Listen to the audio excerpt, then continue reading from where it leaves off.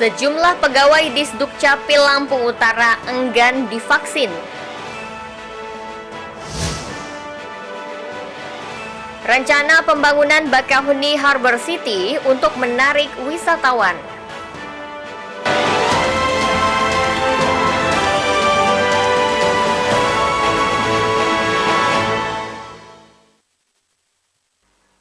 Tabipun.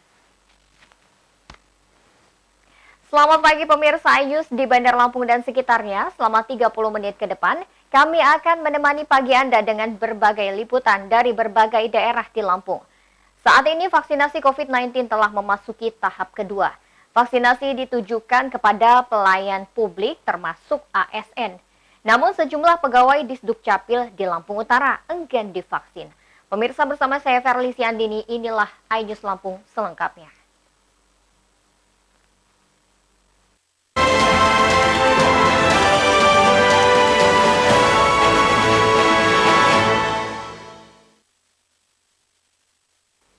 Sejumlah pegawai Dinas Kependudukan dan Catatan Sipil atau Disduk Capil Lampung Utara enggan divaksin COVID-19.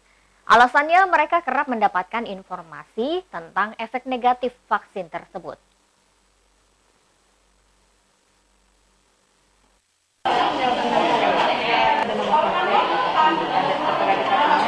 Sejumlah pegawai Disduk Capil Lampung Utara enggan divaksin COVID-19 oleh Dinas Kesehatan.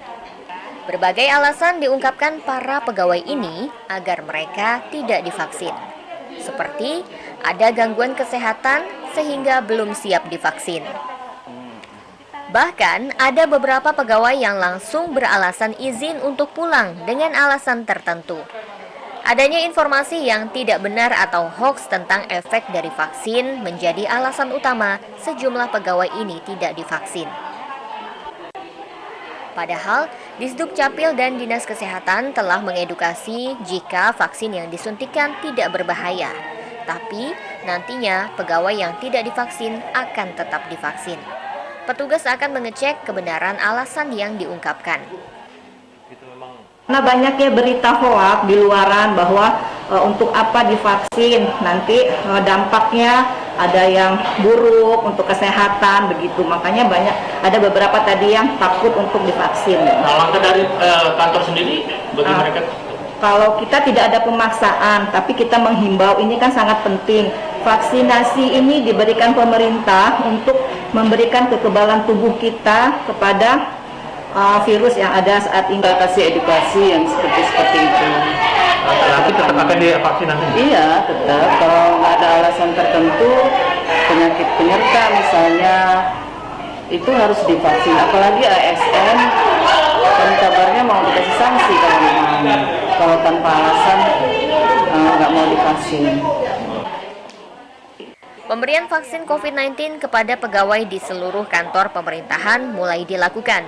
Guna efisiensi waktu dan tempat, petugas dari puskesmas datang ke setiap kantor. Dinas Kesehatan setempat telah membagi tugas. Setiap puskesmas melingkupi sedikitnya 7 satuan kerja perangkat daerah.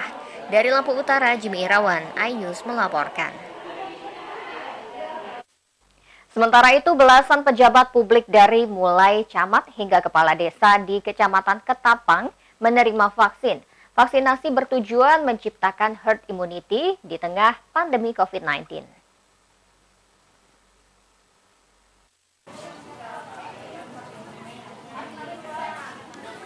Kali ini sebanyak 19 pejabat publik di Kecamatan Ketapang, Lampung Selatan disuntik vaksin. Mereka yang mendapatkan vaksin antara lain camat, sekretaris camat, dan 17 kepala desa setempat. Penerima vaksin menjalani serangkaian screening terlebih dahulu. Setelah dinyatakan sehat, petugas baru menyuntikkan vaksin.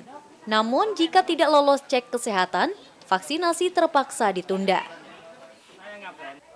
Selain melindungi diri, vaksinasi juga bagian sosialisasi kepada masyarakat tentang keamanan vaksinasi COVID-19. Vaksin COVID-19 aman dan tidak mengandung efek samping yang membahayakan bagi kesehatan. Sasaran kami hari ini ada 19 orang, Pak Camat, Pak Sekcam, dan 17 kepala desa. Kami berharap setelah melakukan sosialisasi ini, kepala desa di 17 desa Kecamatan Ketapang mampu melaksanakan sosialisasi di tingkat desa. Kita kompak vaksin semua dalam rangka untuk jadi garda terdepan untuk masyarakat nanti ke depannya, biar agar mudah juga menyampaikan kepada masyarakat bahwa vaksin ini aman dan juga tidak ada efek samping sama sekali. Ini sementara ada sedikit pening gitu ya. Ini 30 menit kita harus berdiam di tempat. Setelah mendapat suntikan vaksin, kepala desa sudah bisa dan siap untuk memberikan sosialisasi kepada masyarakat tentang manfaat vaksinasi. Dari Lampung Selatan, Heri Fulistiawan, iNews melaporkan. Salah satu upaya untuk menekan angka kasus COVID-19 yang kian meningkat adalah dengan penyediaan vaksin COVID-19 dari pemerintah. Keberadaan vaksin ini diharapkan dapat melindungi masyarakat Indonesia dari pandemi.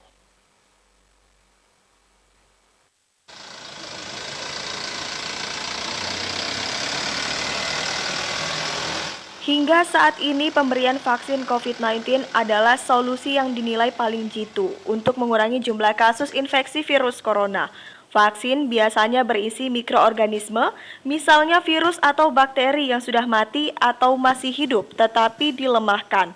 Vaksin juga bisa berisi bagian dari mikroorganisme yang bisa merangsang sistem kekebalan tubuh untuk mengenali mikroorganisme tersebut. Bila diberikan kepada seseorang, vaksin akan menimbulkan reaksi sistem imun yang spesifik dan aktif terhadap penyakit tertentu. BPOM memutuskan untuk memberikan izin penggunaan darurat atau Emergency Use Authorization. Dasarnya vaksin ini sudah memenuhi syarat, salah satunya tingkat efikasi dan kemanjuran. Tingkat efikasi vaksin Sinovac di Indonesia mencapai 65,23%. Hal ini sudah sesuai dengan standar Badan Kesehatan Dunia atau WHO minimal 50%. Vaksin sangat penting untuk menciptakan kekebalan kelompok atau herd immunity melawan COVID-19. Namun, masyarakat tetap diminta disiplin menggunakan masker, menjaga jarak aman dan mencuci tangan dengan air dan sabun untuk menekan penyebaran virus corona. Tim Liputan iNews melaporkan. Pemerintah pusat kembali mendistribusikan vaksin COVID-19 ke Provinsi Lampung. Kali ini Dinas Kesehatan Lampung menerima 18.840 vial vaksin COVID-19. Vaksin diperuntukkan bagi petugas layanan publik seperti ASN, TNI Polri, hingga awak media.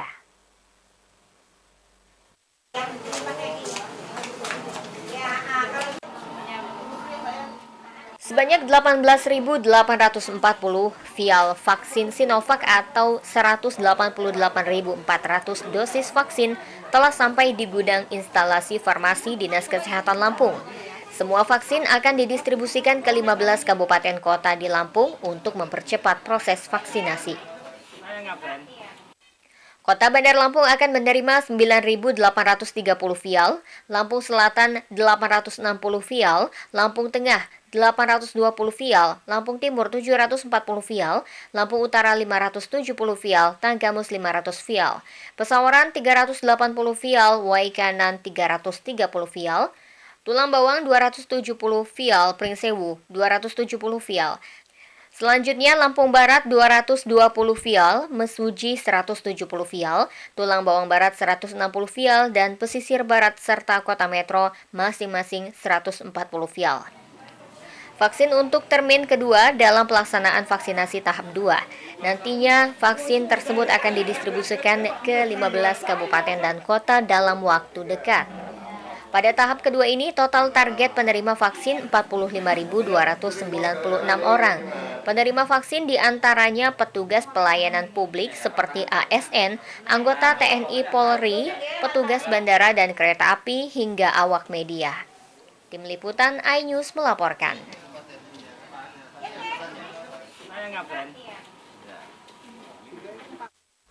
Pemirsa, setelah jeda pariwara berikut kami kembali dengan informasi.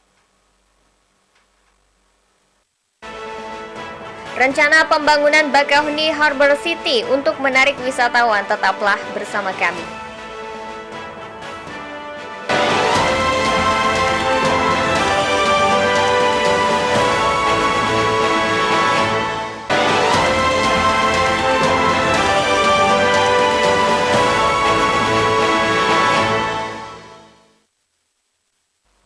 Anda masih menyaksikan iNews Lampung, pemirsa. Petugas melakukan operasi disiplin terhadap penerapan protokol kesehatan di tempat umum. Petugas merazia penggunaan masker serta memberikan himbauan kepada warga yang masih membandel.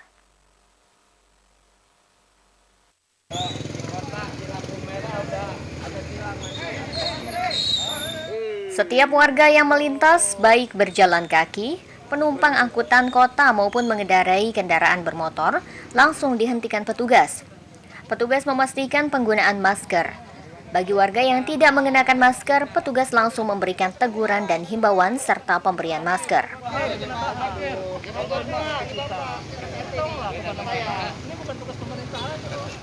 Tim terpadu Satgas COVID-19 Kota Kelurahan Sukarame makin menggencarkan razia pemakaian masker oleh warga. Karena masih banyak warga yang membandel tidak memakai masker. Razia rutin digelar di sejumlah titik keramaian dan jalan raya. Kegiatan dilakukan untuk terus menekan angka kasus penularan COVID-19.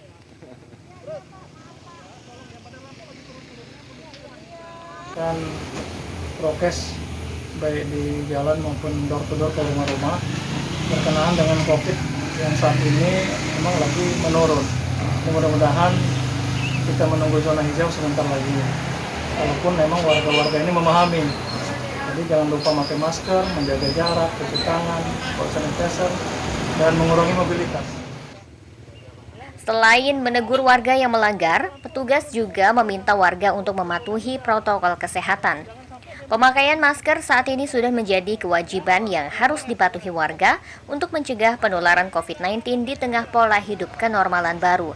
Dari Bandar Lampung, Andres Alfandi, iNews melaporkan. Wakil Menteri 2 BUMN Kartika Wirjoatmojo mengunjungi lokasi pembangunan mega proyek Bakahuni Harbor City. Rencananya di kawasan pariwisata terpadu Bakahuni Harbor City bakal dibangun tempat wisata yang mirip kawasan wisata dunia fantasi Ancol, Jakarta.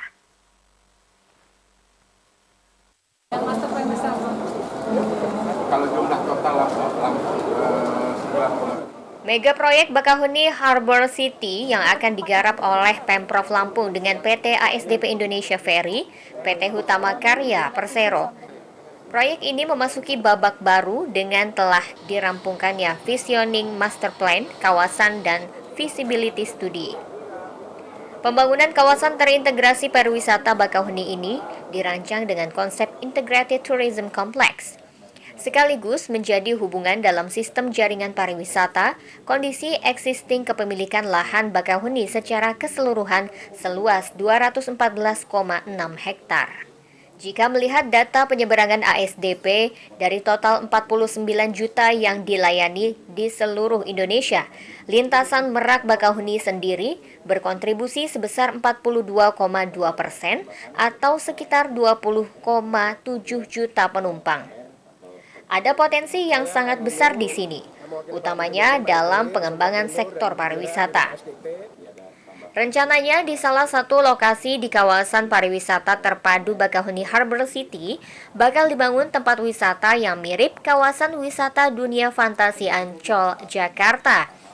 Proyek ini ditargetkan rampung pada 3 hingga 4 tahun mendatang. Untuk mewujudkan mega proyek ini dibutuhkan dukungan seluruh pihak terkait perizinan pengamanan. Kawasan wisata terpadu di Bakahuni. Jadi kami berencana mulai tahun ini akan membangun beberapa atraksi wisata. Yang pertama adalah Aman, yang nantinya akan dinamakan Krakatau Park. Ya, ini semacam kawasan wisata seperti dunia fantasi lah kira-kira di Jakarta.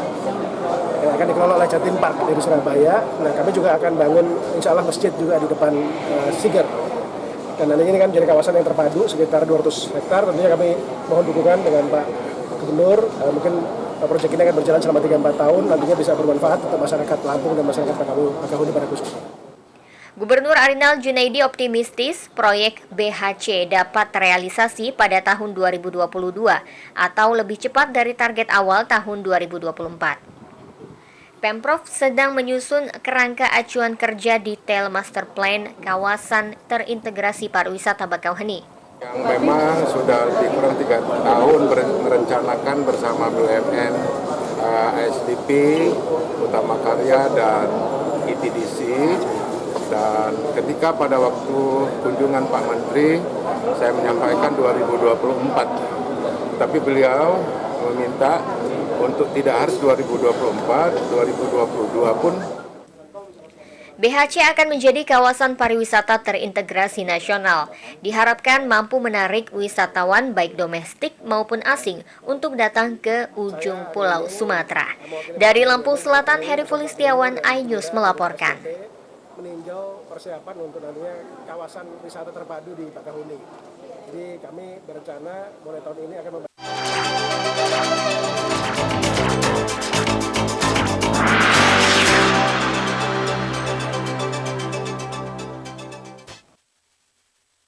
Wakil Ketua DPRD Lampung Tengah Julius Heri mendukung keberadaan organisasi Asosiasi Kontraktor Nasional di kabupaten tersebut. Organisasi ini diharapkan dapat bersinergi dalam pembangunan daerah.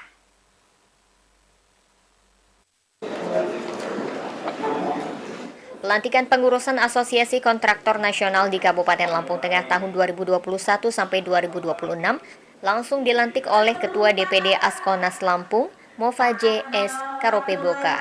Julius Heri memberi selamat kepada pengurus Asosiasi Kontraktor Nasional Lampung Tengah yang baru dilantik. Ia berharap organisasi ini dapat berjalan lancar dan mewujudkan program pembangunan daerah.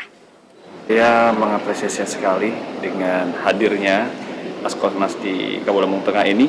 Semoga ke depan sesuai dengan moto mereka pada hari ini bisa bersinergi dengan pemerintah Kabupaten Lampung Tengah, bahwasanya bisa bareng-bareng bagaimana caranya membangun Lampung Tengah.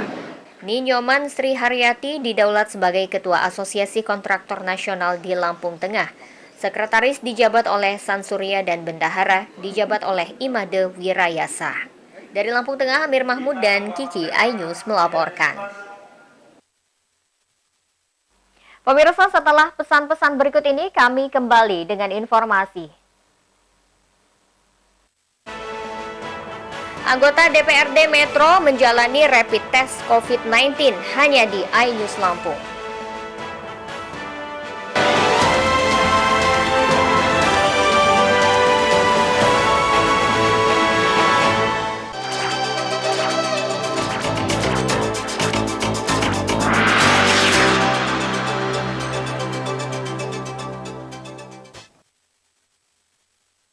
Terima kasih Anda masih bersama kami. Pemirsa, sejumlah anggota DPRD Kota Metro jalani rapid test COVID-19.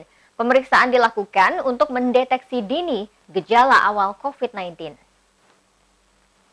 Laporan tersebut mengakhiri iNews Lampung hari ini. Mewakili tim yang bertugas hari ini, saya Ferlicia Andini undur diri.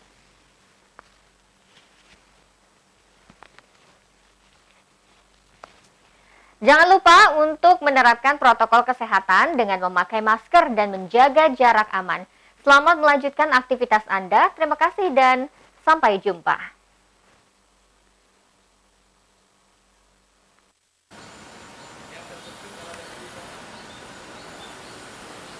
Wakil Ketua DPRD Metro Husaini serta sejumlah anggota Komisi 1 DPRD setempat menjalani rapid test. Pemeriksaan rapid test berlangsung di DPRD setempat dengan petugas dari Dinas Kesehatan setempat sebagai pelaksana. Sebelumnya, petugas medis dari Dinas Kesehatan melakukan pendataan dan wawancara terkait aktivitas para legislator. Rapid test dilakukan secara bergiliran dengan pengambilan sampel darah.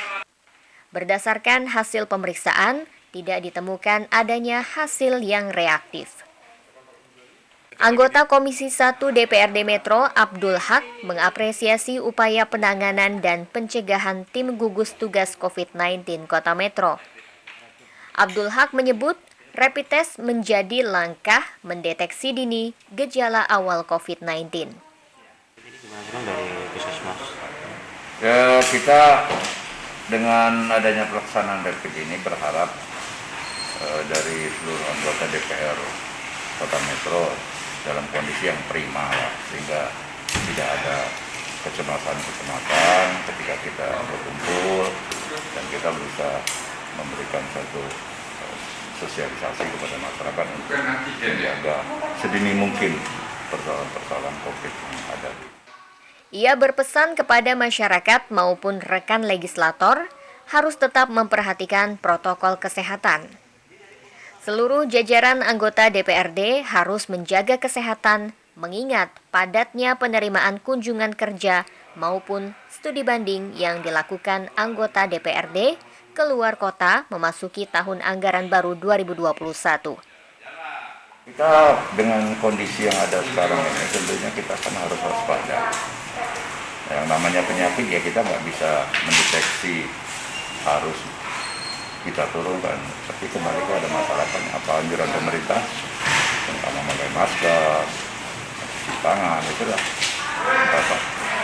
Sedini mungkin kita melakukan antisipasi. Jelas, vitamin, meningkatkan olahraga, sehingga kondisi tubuh kita. Ya tentunya kita tetap mensosialisasikan kepada masyarakat, khususnya tenaga-tenaga medis, unsur daripada istilahnya gugus itu terus melaksanakan kegiatan-kegiatan ini sehingga nanti masyarakat bisa memahami artinya kesehatan itu. Dewan juga terbuka tentang refocusing anggaran. Refocusing anggaran dilakukan terutama untuk membiayai program-program penanganan COVID-19. Ya kita lihat nanti, kalau memang kondisi anggaran yang sudah kita siapkan memang harus dilakukan penambahan, kenapa tidak? Tidak harus kita tambah. Untuk selama ini Dewan menilai perjalanan COVID ini gimana Bang? Dari awal sampai akhir dengan anggaran yang ada ini Bang? Untuk anggaran yang ada kita masih merasa cukup normal ya. Cukup normal untuk mengatasi persoalan-persoalan COVID di Kota Metro. Ini tidak terlalu ada pencemaran, kekurangan dan lain sebagainya. Jadi pembangunan masih harus tetap jalan juga Bang ya? Selain dengan refocusing itu biasanya ada pengurangan anggaran untuk pembangunan sendiri Bang? Untuk refocusing untuk tahun ini kan kita belum melaksanakan ya, masih melihat situasinya. Kita hanya baru isu saja ya, karena kita sendiri belum tahu persis perkembangan yang akan dilakukan oleh pemerintah daerah. Sementara itu, data terakhir dari Dinas Kesehatan Lampung menyatakan jika pasien positif COVID-19 di Lampung yang sembuh bertambah 37 orang pada Senin 15 Maret. Sedangkan pasien positif bertambah lagi 47 orang dan pasien positif yang meninggal dunia juga bertambah 4 orang. Total kasus konfirmasi positif COVID-19 sebanyak 13.304 orang. Kasus baru 47 orang, sedangkan pasien yang sembuh total 11.918 orang dan pasien positif meninggal dunia selama masa pandemi 698 orang. Dari Metro, Yuzar dan Joko Jodipra, iNews melaporkan.